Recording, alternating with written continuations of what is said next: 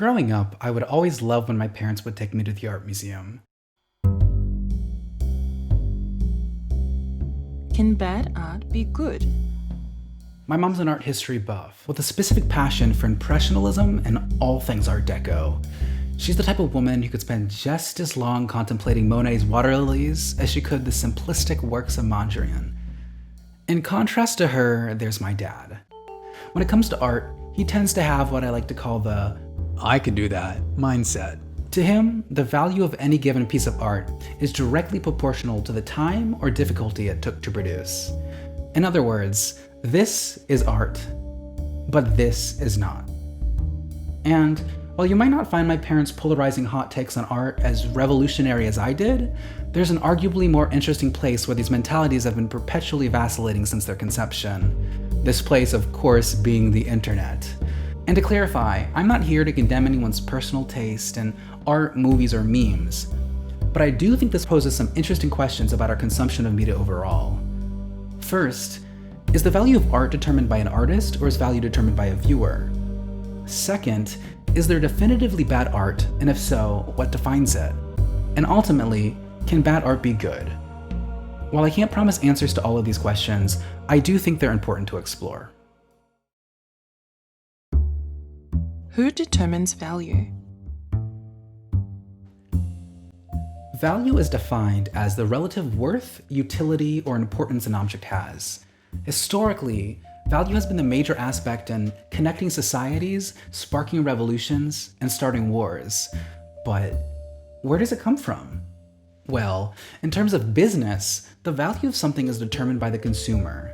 In this Harvard Business Review article by James Anderson, it says that a supplier must have an accurate understanding of what its customers value and would value. This is because even if a producer loves the product they're providing, if no one will invest in their product, then it's effectively useless, and therefore the product loses value. In terms of academic literature, value is determined by the perceived meaning an author puts into their work. I get flashbacks to my high school English professor telling us that just because Holden Caulfield doesn't fuck anybody in Catcher in the Rye, this means that J.D. Salinger is telling us that Holden is 100% gay. 'Cause who wouldn't fuck a prostitute? Am I right? Because my teacher thought this was intentional by the author, Holden's lack of a libido gains value. In this case, value being determined by artistic intent and not consumer appeal. But honestly, fuck school and fuck capitalism. I'm off my meds and I'm here for memes.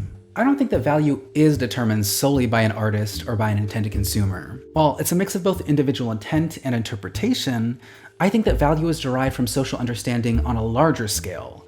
Betsy Ross, an artist, created a flag for George Washington. George Washington, a consumer, draws symbolism in the number of stars that Betsy uses. But the value of the American flag isn't determined by this interaction. It's the meaning and perception from America as a whole that gives this flag value. Someone can be completely unaware of who Betsy Ross is and still have an instinct reaction to seeing the American flag. It's the same reason that different people who have never met can see these random lines and automatically have a common understanding.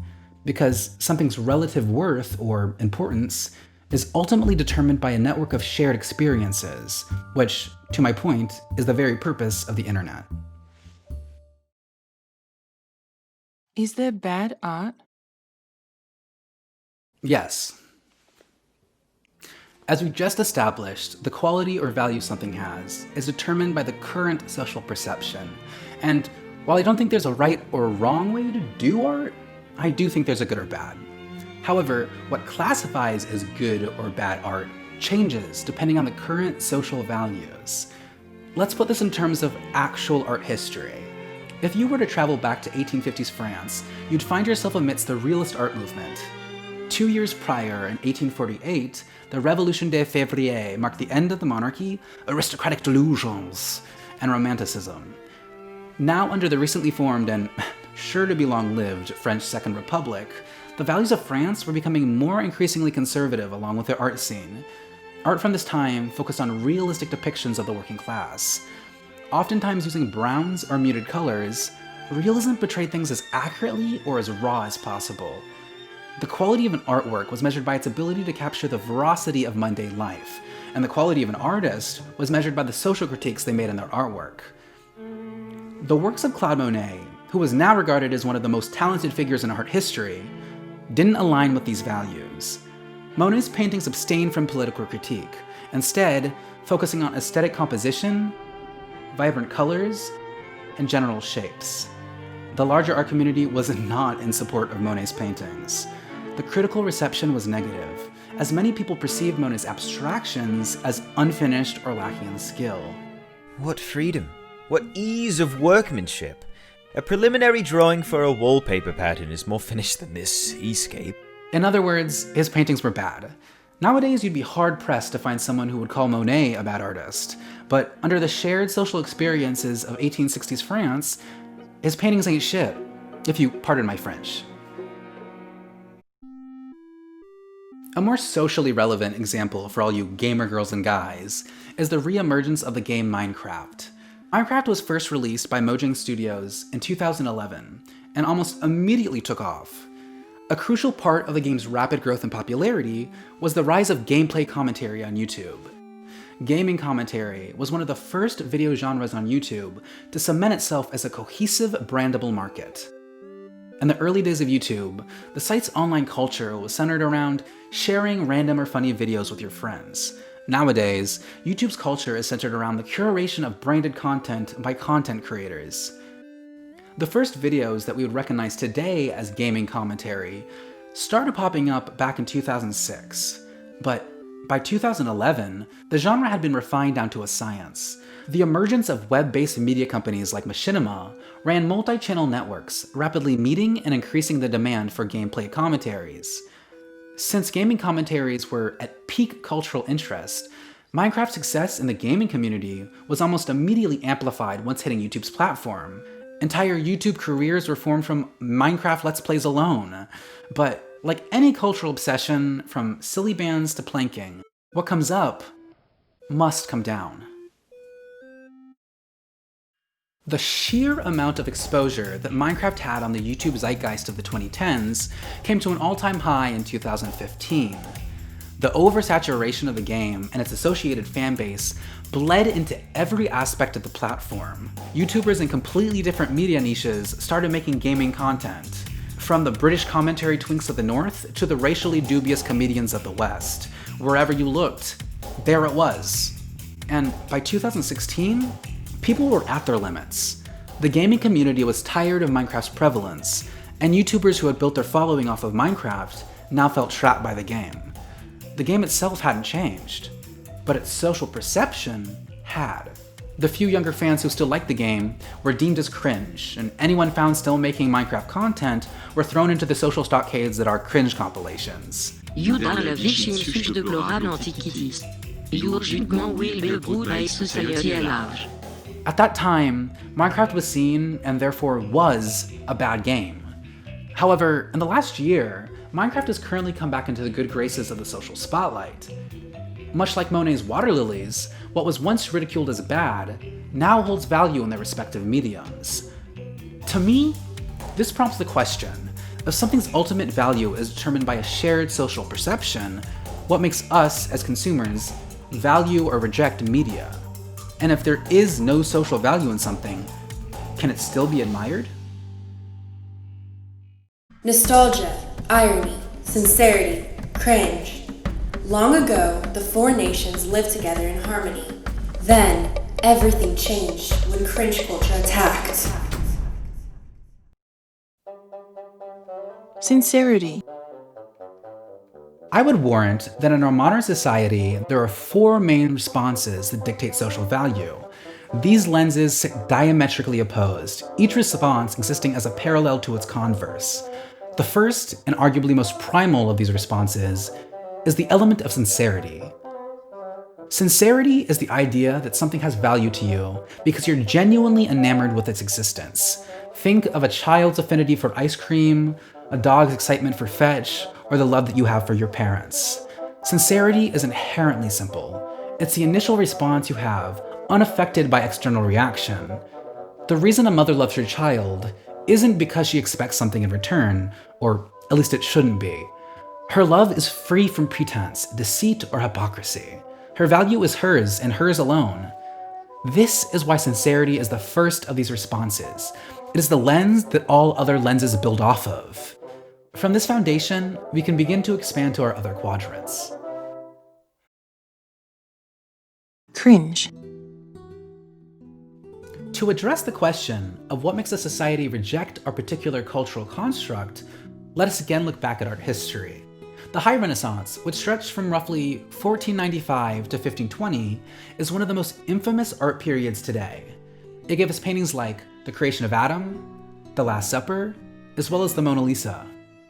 Nowadays, when looking back at this particular time period, we tend to picture a culture of perpetual art, wine, and frivolity, with images of flying machines, hot air balloons, and young Heath Ledgers dancing through our mind.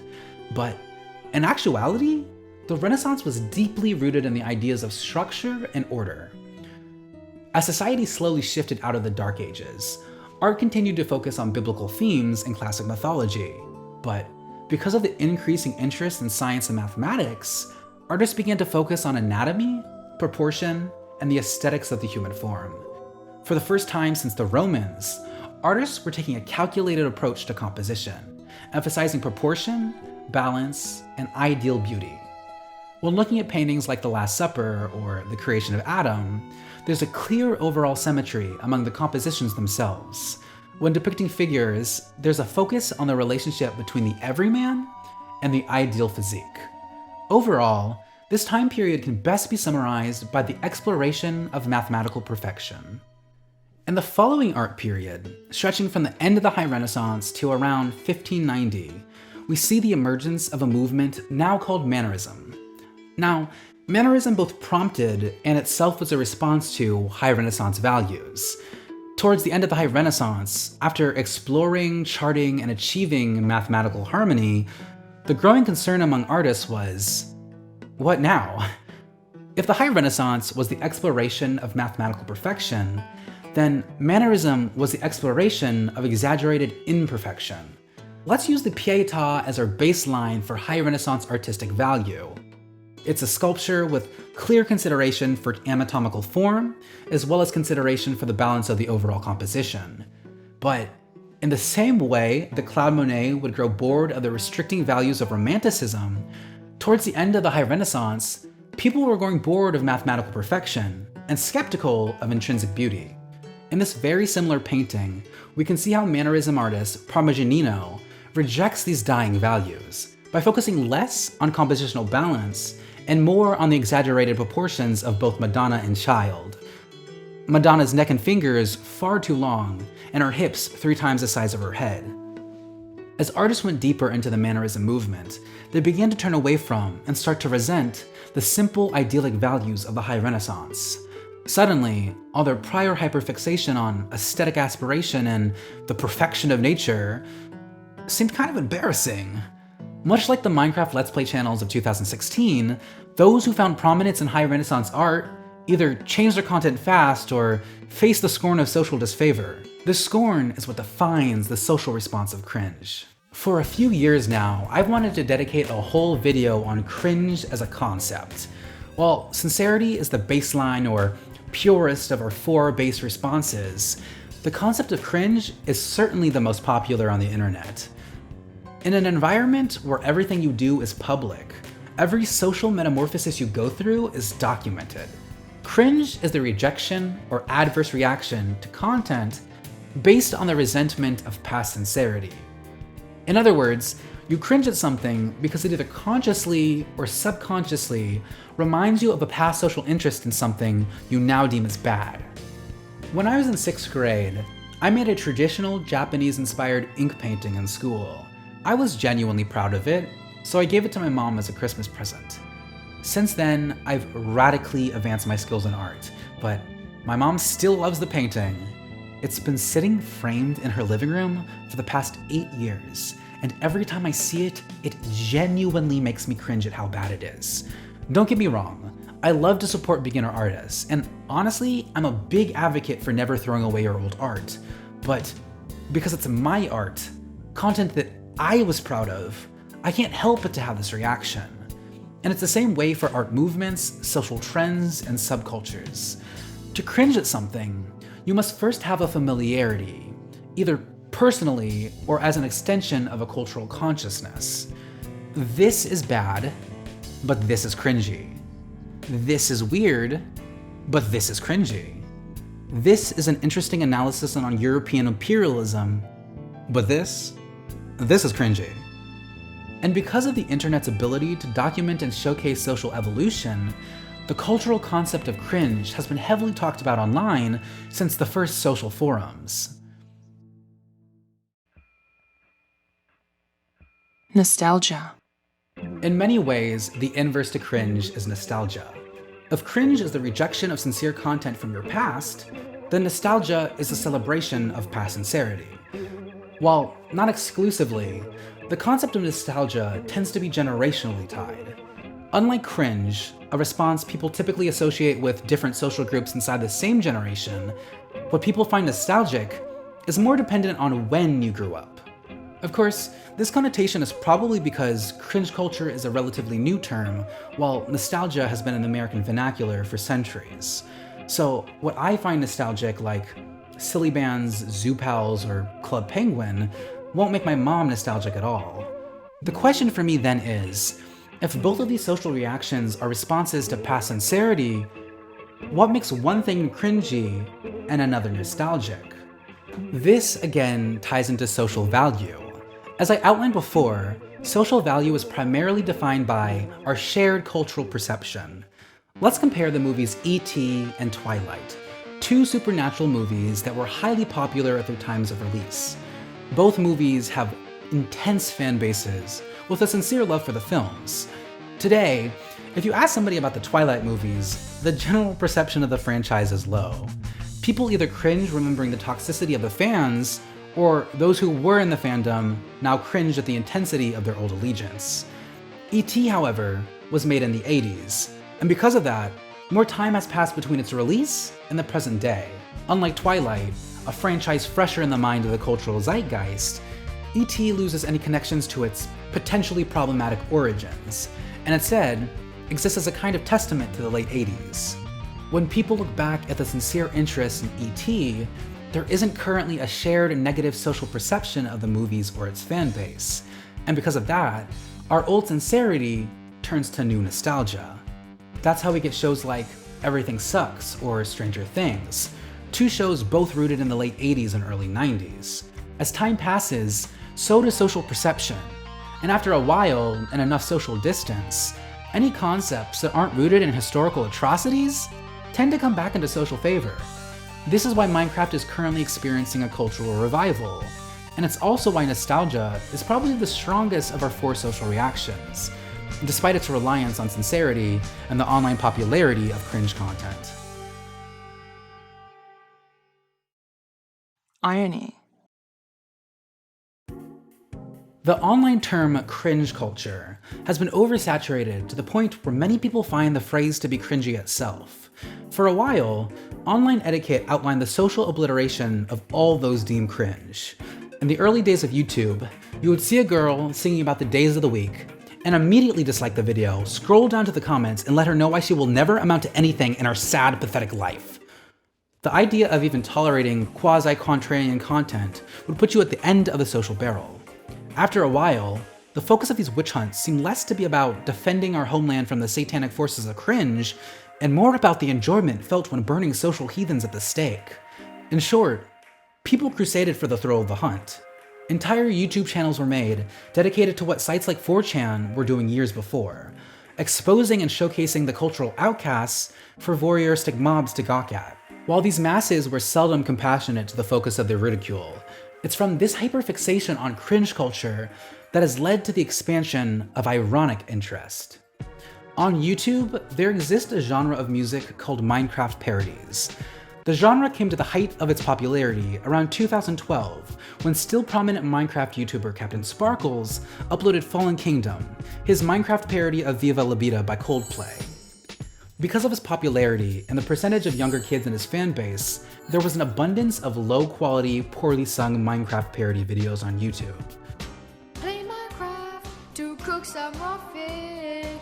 Mobs so icy, wonder why they kill me, I'm just mining. I got a diamond hole, I love it. While quality alone doesn't dictate social perception, I think it's fair to say that these videos don't align with our current mainstream idea of good content. To be completely honest, they were pretty cringy at the time as well. Despite this, with Minecraft's resurgence in popularity, so too have these old music videos resurfaced. But unlike the hatred met by older cringy videos, the reception of these sincerely terrible music videos are surprisingly positive, and we've been seeing this more and more. The promotion and respect of seemingly sincere content that doesn't align with our current cultural concept of good media. Neon Nico Sugar Girls was a 10-part web series stretching from 2010 to 2012. Each episode is a crudely animated MSPA-style anime, stretching from roughly 4 minutes per episode. There's really no way of explaining it other than just showing you a clip. Kaneko-chan, look at that guy over there! Yeah. How you doing, kawaii neko girls? Yeah. What should I say? Yeah. It's garbage. Sorry, but like, subjectivity aside, as a piece of media aspiring to be anime, it's far from successful. Despite this, there's a large base of fans invested in Nico Sugar Girls, not in spite of its bad quality, but because of it. Another example of this interest is the fanfiction My Immortal. If you haven't run into this literary masterpiece in your time on the internet, let's get acquainted. My Immortal is one of the most notoriously bad fanfictions online. Recently popularized by YouTuber Internet Historian, the fanfiction follows Ebony Darkness Dementia Ravenway, a gothic Harry Potter self-insert, at her time in Hogwarts. With low-quality writing, a lack of sexual comprehension, and complete disregard for the source material, My Immortal is the perfect cringe content. Suddenly, a gothic old man flew in on his broomstick. He had long black hair and a long black beard. He was wearing a black robe that said Avril Lavigne on the back. He shouted a spell and Voldemort ran away. It was Dumbledore. Despite this, My Immortal not only has a dedicated fan base, but an extensively curated Wikipedia. While both fandoms are drawn to these stories in large part due to their bad quality, the sincerity of both of these works have been questioned many times. Regardless of their genuine sincerity, this poses a question. Being attracted to bad content is one thing, but why would someone intentionally produce it? Previously on Avatar. Be my teacher. Honor. Appa is gone.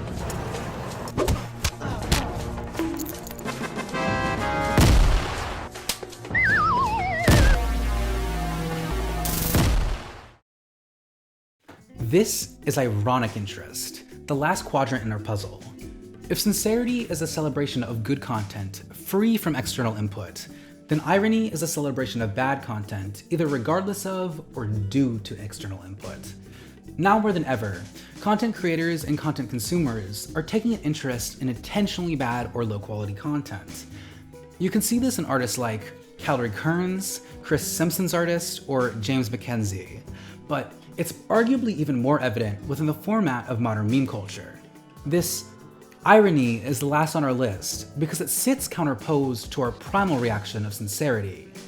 I think that the reason this ironic interest exists, at least in large, is because it presupposes a lack of fundamental familiarity. Both nostalgia and cringe are reactions to sincere interests we've had or can relate to from our past. But media created intentionally to monopolize on the aesthetics of cringy content aren't actually anchored in a fundamental past sincerity. In a sense, the reason that people ironically like low-quality content is because they've detached or never had a personal history sincerely liking that media. I was never particularly into rap music as a kid, nor did I ever sincerely want to be a rapper. But now, I make intentionally low-quality rap songs on SoundCloud. While I've always been an artist, and I can remember a time when my digital art wasn't that good, I've never tried to make a full-length animated web series. My disconnect from that experience plus the implication that the content might not even be sincerely made, allows me to find ironic interest in response to Neon Nico Sugar Girls.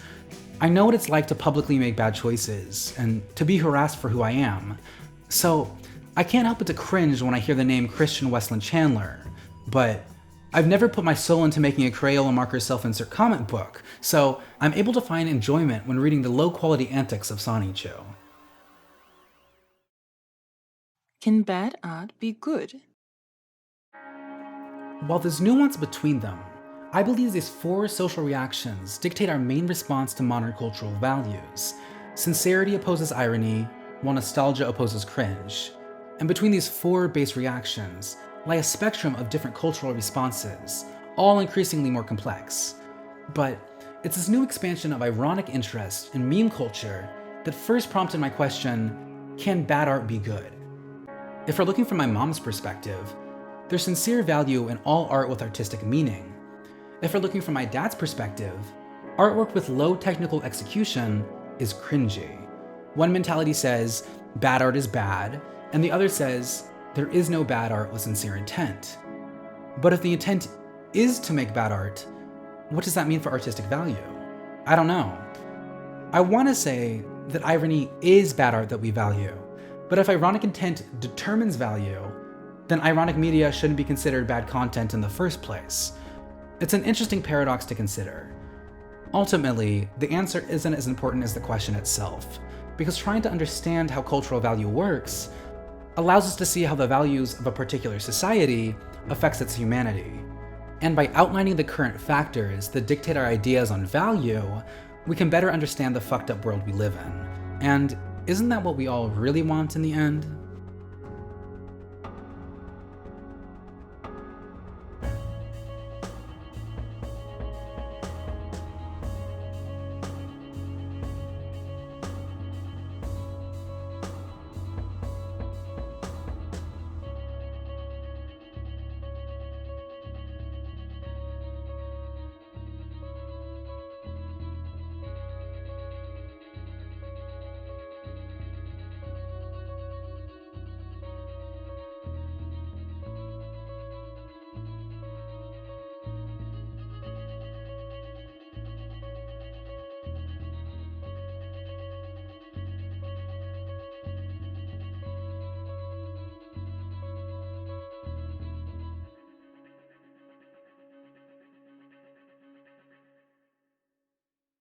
D'Angelo Wallace who? ContraPoints who? Sarah Z who? Lily? I was trying to say Lindsay Ellis. I'm gonna make a channel and I'm gonna call it Lily Ellis. It's not gonna be video essays. It's gonna be flowers or something. I don't know what I'm saying. Why did I put this in the video?